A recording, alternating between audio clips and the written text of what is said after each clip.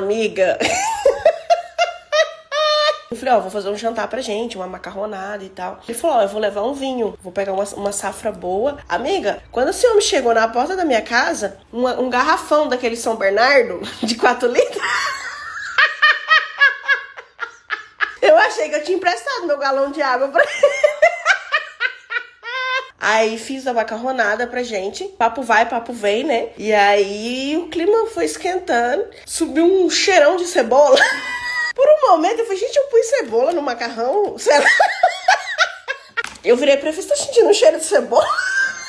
Aí ele, nossa, desculpa, é porque eu vim do trabalho direto pra cá. Eu falei, que isso? Vai tomar um banho? Pode tomar um banho. Dá não, tô até ruim, porque meu olho foi começar a lacrimejar, né? Meu olho lacrimejando. Sabe que eu tenho rinite, minha rinite atacou. Eu falei pra ele, eu tenho alergia a cebola.